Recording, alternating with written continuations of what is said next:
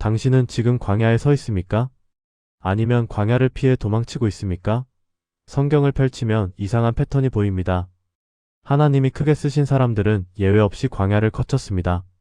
모세, 엘리야, 다윗, 세례 요한, 심지어 예수님까지. 왜 하나님은 사람을 광야로 보내실까요? 광야는 정말 하나님이 우리를 버리신 증거일까요? 아니면 그 반대일까요? 오늘 이 영상을 끝까지 보시면 당신이 지금 서 있는 그 광야의 의미가 완전히 바뀔 것입니다. 많은 사람이 광야를 버리라고 생각합니다. 내가 뭔가 잘못해서 하나님이 나를 이런 황량한 곳에 던져놓으셨다고 생각합니다. 교회에서도 그렇게 가르칩니다. 회개하지 않으면 광야로 갑니다. 순종하지 않으면 광야에서 40년을 헤맵니다. 정말 그럴까요? 출애굽기를 자세히 보면 놀라운 사실이 드러납니다. 이스라엘 백성이 광야로 간 것은 그들의 불순종 때문이 아니었습니다. 오히려 정반대였습니다. 출애굽기 13장 17절에서 18절을 보면 이렇게 기록되어 있습니다. 바로가 백성을 보낸 후에 블레셋 사람의 땅의 길은 가까울지라도 하나님이 그들을 그 길로 인도하지 아니하셨으니 이는 하나님이 말씀하시기를 이 백성이 전쟁을 보면 마음을 돌이켜 애굽으로 돌아갈까 하셨음이라. 그러므로 하나님이 홍해의 광야 길로 백성을 돌려가게 하셨으므로. 이 구절이 무엇을 말하고 있습니까? 하나님이 일부러 광야 길로 인도하셨다는 것입니다. 가까운 길이 있었습니다. 지중해 연안을 따라가면 며칠이면 도착할 수 있는 길이 있었습니다. 하지만 하나님은 그 길을 선택하지 않으셨습니다. 왜입니까? 백성을 훈련시키기 위해서였습니다. 준비시키기 위해서였습니다. 생각해 보십시오. 430년 동안 노예로 살았던 사람들입니다. 그들에게는 노예 근성이 몸에 배어 있었습니다. 명령에 따라 움직이는 것, 위협과 채찍질에 반응하는 것, 스스로 결정하지 못하는 것, 이것이 그들의 삶이었습니다. 이런 사람들에게 갑자기 너희는 이제 자유다. 가나안 땅으로 가라고 하면 어떻게 되겠습니까? 광야는 그들을 재훈련시키는 장소였습니다. 노예가 아닌 하나님의 백성으로, 애굽의 종이 아닌 언약의 자녀로, 바로의 명령이 아닌 하나님의 말씀에 따라 사는 사람들로 바꾸는 장소였습니다. 광야는 벌이 아니라 준비였습니다. 모세를 보십시오. 모세는 애굽 왕궁에서 40년을 살았습니다. 당대 최고의 교육을 받았습니다. 사도행전 7장 22절은 이렇게 증언합니다. 모세가 애굽 사람의 모든 학술을 배워 그의 말과 하는 일에 능하더라. 모세는 뛰어난 사람이었습니다. 리더십도 있었습니다. 그래서 40세 되던 해에 히브리 동족을 구원하려고 나섰습니다. 하지만 실패했습니다. 왜입니까? 준비가 안 되었기 때문입니다. 애굽의 학술로는 부족했습니다. 왕궁의 권력으로는 안 되었습니다. 그래서 하나님은 모세를 어디로 보내셨습니까? 미디안 광야로 보내셨습니다. 40년 동안입니다. 광야에서 모세는 양을 쳤습니다. 애굽 왕자에서 양치기로 전락했습니다. 세상의 눈으로 보면 완전한 낙오자였습니다. 하지만 하나님의 눈으로 보면 달랐습니다. 광야는 모세의 교만을 깨뜨리는 곳이었습니다. 자기 능력에 대한 확신을 무너뜨리는 곳이었습니다. 애굽에서 배운 모든 것을 내려놓는 곳이었습니다. 그리고 40년 후 호렙산 떨기나무 앞에서 하나님이 모세를 부르셨을 때 모세는 완전히 달라져 있었습니다. 나는 누구입니까? 내가 어떻게 바로에게 가며 이스라엘 자손을 애굽에서 인도하여 내리? 80세 모세의 이 고백은 40세 모세가 절대 할 수 없는 말이었습니다. 광야가 모세를 준비시켰습니다. 엘리야도 마찬가지였습니다. 갈멜산에서 바알 선지자 450명을 물리친 엘리야, 하늘에서 불을 내려 제단을 태운 엘리야, 그 엘리야가 이세벨의 위협 한마디에 무너졌습니다. 도망쳤습니다. 어디로 도망쳤습니까? 브엘세바 광야로 갔습니다. 열왕기상 19장을 보면 엘리야가 광야에서 로뎀나무 아래 앉아 죽기를 구합니다. 여호와여 넉넉하오니 지금 내 생명을 거두시옵소서. 이것이 위대한 선지자 엘리야의 고백이었습니다. 그런데 하나님은 엘리야를 책망하지 않으셨습니다. 오히려 천사를 보내 먹이시고 재우시고 다시 일으켜 세우셨습니다. 그리고 40일을 걸어 호렙산까지 가게 하셨습니다. 호렙산은 신의 산입니다. 모세가 십계명을 받았던 그곳입니다. 거기서 하나님은 엘리야에게 물으셨습니다. 엘리야야, 내가 어찌하여 여기 있느냐? 2번이나 같은 질문을 하셨습니다. 그리고 바람과 지진과 불을 보여주셨습니다. 하지만 하나님은 그 안에 계시지 않았습니다. 마지막에 세미한 소리, 작은 음성이 들렸습니다. 그 음성이 하나님의 음성이었습니다. 광야에서 엘리야는 배웠습니다.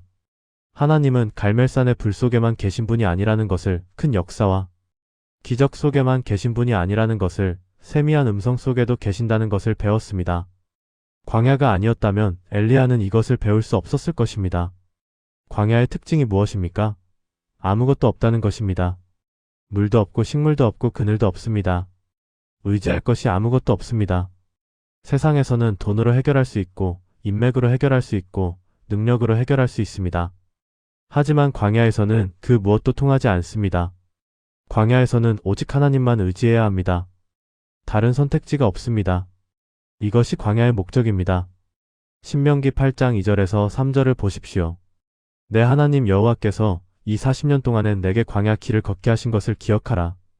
이는 너를 낮추시며 너를 시험하사 내 마음이 어떠한지 그 명령을 지키는지 지키지 않는지 알려 하심이라. 너를 낮추시며 너를 줄이게 하시며 또 너도 알지 못하며 내 조상들도 알지 못하던 만나를 내게 먹이신 것은 사람이 떡으로만 사는 것이 아니요 여호와의 입에서 나오는 모든 말씀으로 사는 줄을 내가 알게 하려 하심이니라. 하나님이 광야에서 이스라엘 백성을 줄이게 하신 이유가 무엇입니까? 만나를 먹이기 위해서였습니다. 그런데 만나는 특이한 음식이었습니다. 저장할 수 없는 음식이었습니다. 오늘 아침에 내린 만나는 오늘만 먹을 수 있었습니다. 내일을 위해 쌓아두면 썩었습니다. 이것이 무엇을 가르칩니까? 매일매일 하나님을 의지하라는 것입니다. 오늘의 양식은 오늘 하나님께 구하라는 것입니다. 내일 걱정하지 말라는 것입니다. 예수님이 주기도문에서 오늘 우리에게 일용할 양식을 주시옵고라고 가르치신 것이 바로 이 광야의 교훈입니다. 현대 교회는 이것을 잊어버렸습니다. 우리는 축복을 말하면서 저장을 말합니다. 믿음을 말하면서 보험을 듭니다.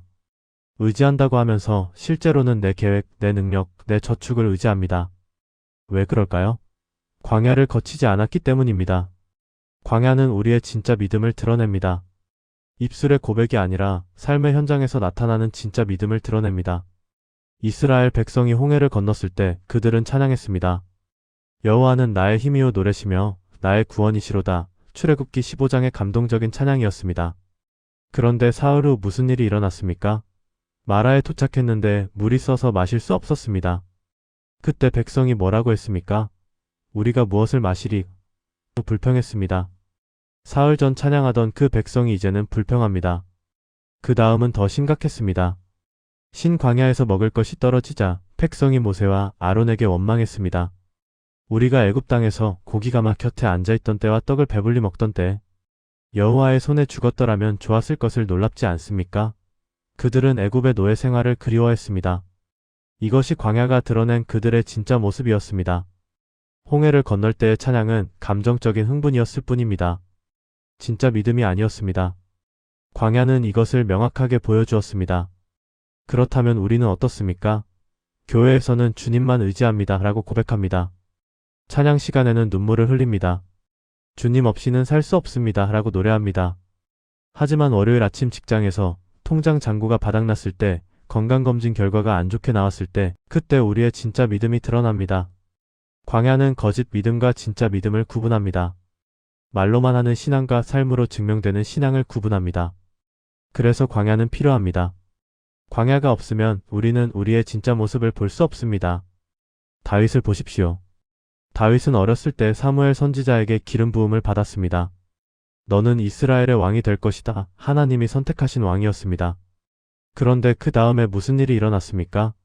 다윗은 왕궁으로 가지 않았습니다. 오히려 광야로 갔습니다. 사울이 다윗을 죽이려고 했기 때문입니다. 다윗은 도망쳤습니다. 엔게디 광야로, 십광야로, 마온 광야로 도망 다녔습니다. 얼마나 오래 도망 다녔습니까? 약 10년입니다. 기름 부음을 받고 실제로 왕이 되기까지 10년 동안 광야에서 도망자로 살았습니다. 왜 하나님은 다윗을 곧바로 왕으로 세우지 않으셨을까요? 사울을 즉시 제거하고 다윗을 왕좌에 앉히실 수도 있었을 텐데 왜 그렇게 하지 않으셨을까요? 광야 훈련이 필요했기 때문입니다. 다윗은 광야에서 무엇을 배웠습니까? 시편을 보면 알 수 있습니다. 다윗이 쓴 시편의 상당수가 광야에서 쓰였습니다. 시편 63편을 보십시오. 하나님이여 주는 나의 하나님이시라. 내가 간절히 주를 찾되 물이 없어 마르고 곰핍한 땅에서 내 영혼이 주를 갈망하며 내 육체가 주를 앙모하나이다. 물 한 방울 없는 광야에서 다윗은 하나님을 갈망했습니다. 목마름이 하나님에 대한 갈망으로 바뀌었습니다. 이것이 광야에서 배운 것입니다. 시편 34편은 아둘람 굴에서 쓴 시편입니다. 내가 여호와께 구하매 내게 응답하시고 내 모든 두려움에서 나를 건지셨도다. 광야에서 다윗은 하나님의 신실하심을 체험했습니다. 사울의 군대가 추격해 올 때, 블레셋 사람들이 위협할 때, 시글락이 불탈 때, 그때마다 하나님이 건져주셨습니다. 이런 경험이 쌓여서 다윗은 하나님을 온전히 신뢰하는 사람이 되었습니다. 그래서 다윗이 왕이 되었을 때 그는 사울과 달랐습니다. 사울은 왕이 되자마자 교만해졌습니다. 하나님의 명령보다 백성의 목소리를 더 중요하게 여겼습니다. 하지만 다윗은 달랐습니다. 밧세바 사건처럼 큰 죄를 지었을 때도 다윗은 회개할 줄 알았습니다. 나단 선지자의 책망을 받아들였습니다. 왜 다윗은 회개할 수 있었을까요? 광야에서 훈련받았기 때문입니다. 광야에서 자기 자신의 연약함을 알았기 때문입니다.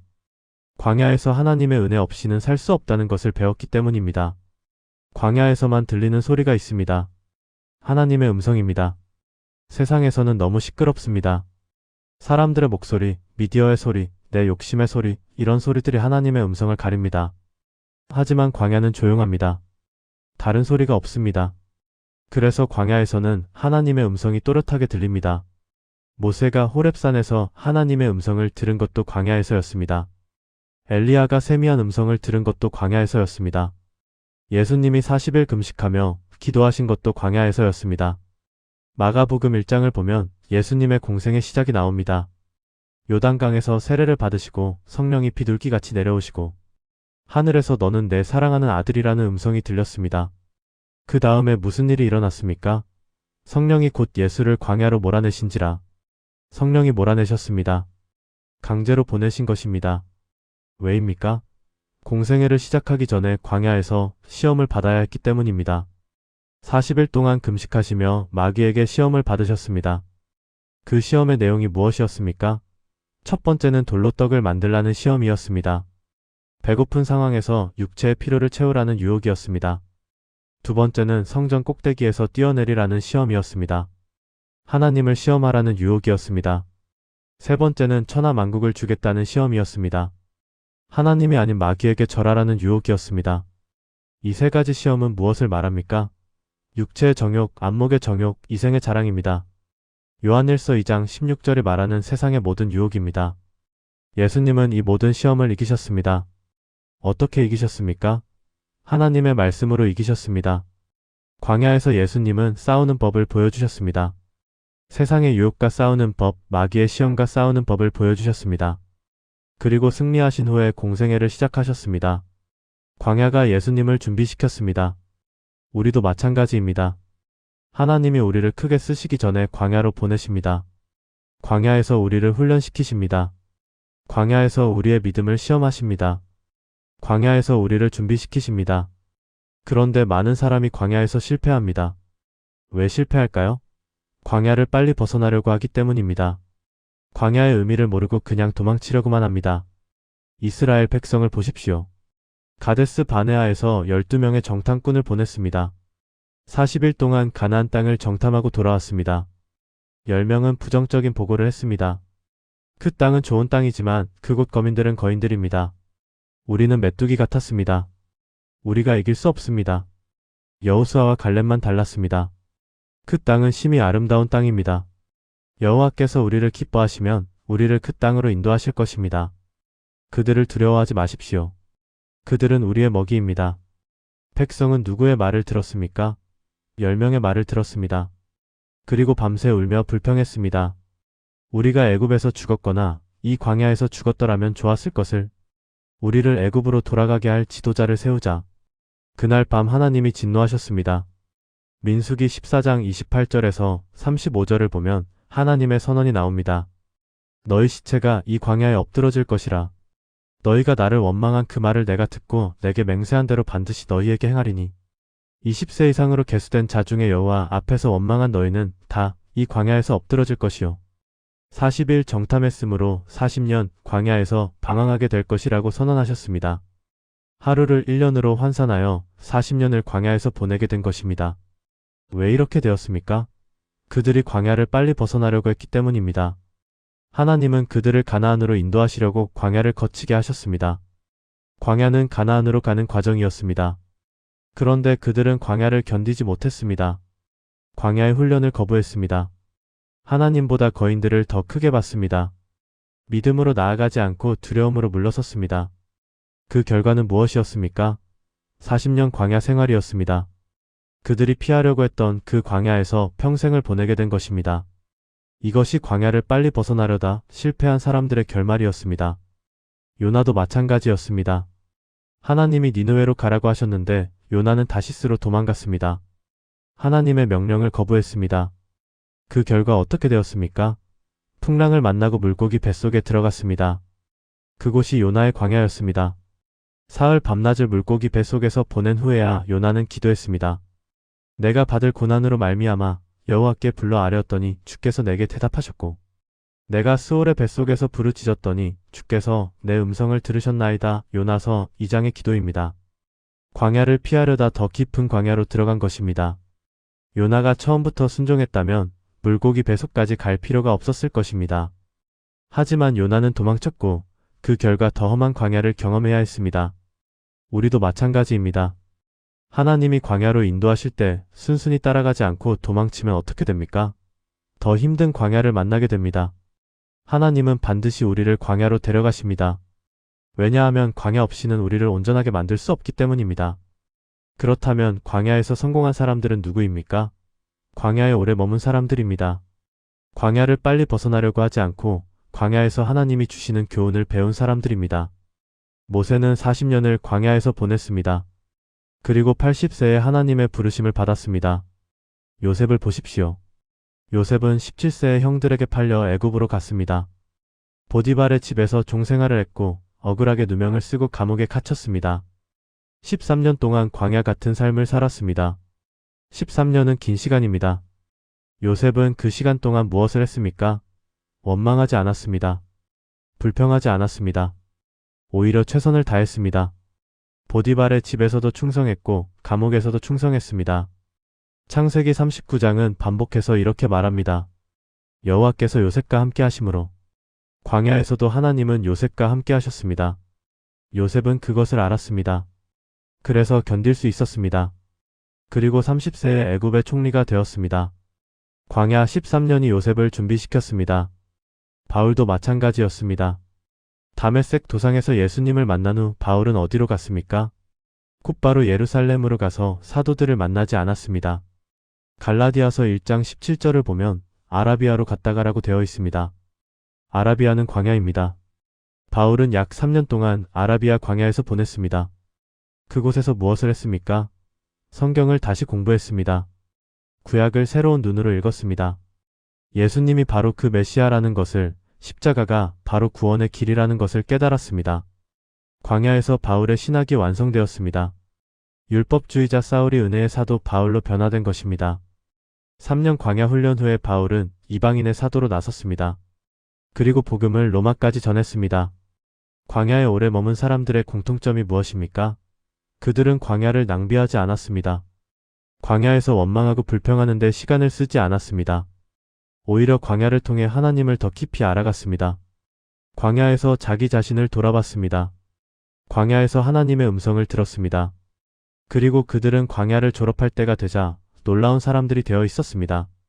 모세는 가장 온유한 사람이 되었습니다. 민수기 12장 3절은 이렇게 증언합니다. 모세는 온유함이 지면의 모든 사람보다 더하더라. 요셉은 형들을 용서할 수 있는 사람이 되었습니다. 바울은 복음을 위해 목숨을 바칠 수 있는 사람이 되었습니다. 광야가 그들을 만든 것입니다. 광야의 시간이 그들을 빚은 것입니다. 만약 그들이 광야를 빨리 벗어나려고만 했다면, 광야에서 배울 것을 배우지 않았다면 그들은 하나님이 쓰시는 사람이 되지 못했을 것입니다. 많은 사람이 착각합니다. 약속의 땅만 있으면 될 것 같습니다. 가나안만 들어가면 모든 것이 해결될 것 같습니다. 승진만 하면, 결혼만 하면, 사업만 성공하면, 그러면 모든 게 좋아질 것 같습니다. 하지만 성경은 다르게 말합니다. 약속의 땅보다 먼저 필요한 것이 있습니다. 바로 광야의 훈련입니다. 왜냐하면 준비되지 않은 사람이 약속의 땅에 들어가면 그 땅을 지킬 수 없기 때문입니다. 이스라엘 백성이 가나안에 들어간 후 어떻게 되었습니까? 사사기를 보면 그들은 계속 실패했습니다. 우상을 섬겼습니다. 하나님을 떠났습니다. 왜 그랬을까요? 광야의 교훈을 잊어버렸기 때문입니다. 광야에서 배운 것이 무엇이었습니까? 하나님만 의지해야 한다는 것, 하나님의 말씀대로 살아야 한다는 것, 하나님 없이는 한 걸음도 갈 수 없다는 것, 이것을 광야에서 배웠습니다. 하지만 가나안에 들어가자 풍요로워졌습니다. 먹을 것이 풍부했습니다. 집도 있고 포도원도 있었습니다. 그러자 그들은 하나님을 잊어버렸습니다. 신명기 8장 11절에서 14절이 경고한 그대로였습니다. 내가 오늘 내게 명하는 여호와의 명령과 법도와 규례를 지키지 아니하고 내 하나님 여호와를 잊어버리지 않도록 삼갈지어다. 내가 먹어서 배불리고 아름다운 집을 짓고 거주하게 되며 내 소와 양이 번성하며 내 은금이 증식되며 내 소유가 다 풍부하게 될 때 두렵건대 내 마음이 교만하여 내 하나님 여호와를 잊어버릴까 하노라. 이것이 광야 없이 약속의 땅에 들어간 사람의 위험입니다. 하나님을 잊어버리는 것입니다. 교만해지는 것입니다. 자기가 이룬 것처럼 착각하는 것입니다. 사울 왕을 보십시오. 사울은 처음에 겸손했습니다. 사무엘상 9장 21절에서 사울은 이렇게 말했습니다. 나는 이스라엘 지파의 가장 작은 지파 베냐민 사람이 아니니까. 또 나의 가족은 베냐민 지파 모든 가족 중에 가장 미약하지 아니하니까. 하지만 왕이 된 후 사울은 변했습니다. 교만해졌습니다. 하나님의 명령보다 자기 판단을 우선시했습니다.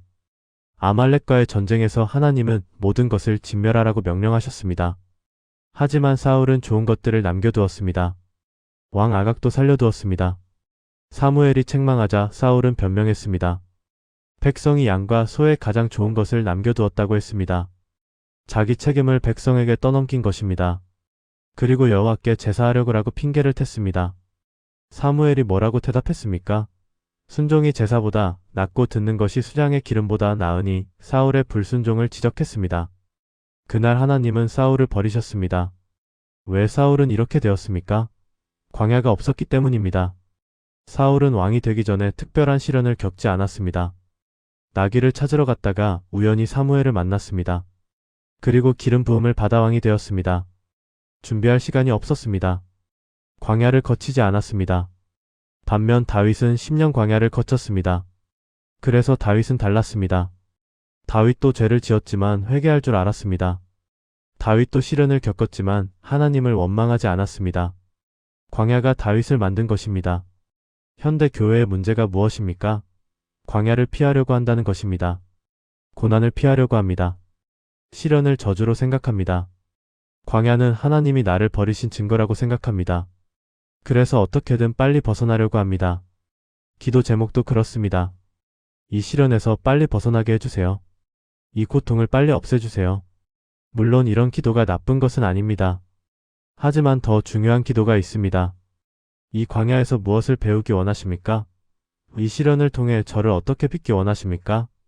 광야를 통과하지 않은 신앙은 위험합니다. 시험을 견디지 못합니다.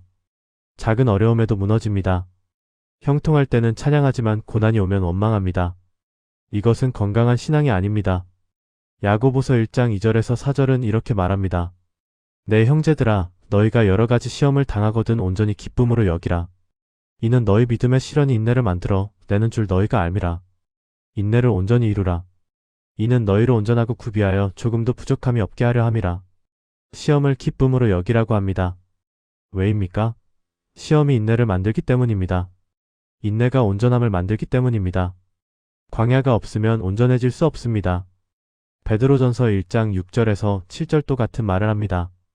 그러므로 너희가 이제 여러 가지 시험으로 말미암아 잠깐 근심하게 되지 않을 수 없으나 오히려 크게 기뻐하는도다. 너희 믿음의 확실함은 불로 연단하여도 없어질 금보다 더 귀하여 예수 그리스도께서 나타나실 때에 칭찬과 영광과 존귀를 얻게 할 것이니라. 믿음의 확실함은 시련을 통해 드러납니다. 마치 금이 불로 연단되듯이 믿음도 시험을 통해 정제됩니다. 광야는 바로 이 연단의 과정입니다. 그렇다면 우리는 어떻게 해야 합니까? 광야에 서 있을 때 어떻게 해야 합니까? 첫째, 광야의 의미를 깨달아야 합니다. 광야는 벌이 아닙니다. 하나님이 나를 버리신 것이 아닙니다. 오히려 광야는 하나님이 나를 준비시키시는 자리입니다. 둘째, 광야에서 배워야 합니다. 원망하고 불평하는데 시간을 낭비하지 마십시오. 광야가 내게 주는 교훈이 무엇인지 찾으십시오. 하나님이 광야를 통해 무엇을 보여주시는지 귀를 기울이십시오. 셋째, 광야에서 하나님을 의지해야 합니다. 다른 길을 찾지 마십시오. 인간적인 방법으로 빠져나가려고 하지 마십시오. 오직 하나님만 바라보십시오. 이것이 광야의 목적입니다. 넷째, 광야를 견디십시오. 광야는 영원하지 않습니다. 반드시 끝이 있습니다. 하지만 그 끝은 내가 정하는 것이 아닙니다. 하나님이 정하십니다. 하나님이 이제 됐다고 하실 때까지 견디십시오. 다섯째, 광야에서도 감사하십시오. 데살로니가전서 5장 18절은 말합니다. 범사에 감사하라.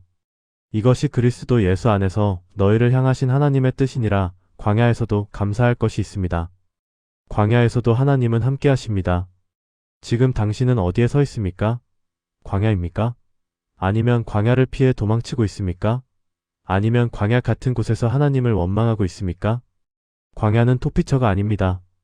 광야는 하나님을 만나는 자리입니다. 이스라엘 백성은 광야에서 하나님을 만났습니다. 시내산에서 십계명을 받았습니다. 성막을 세웠습니다. 제사 제도를 배웠습니다. 광야에서 이스라엘은 하나님의 백성으로 세워졌습니다. 만약 그들이 곧바로 가나안으로 갔다면 어땠을까요?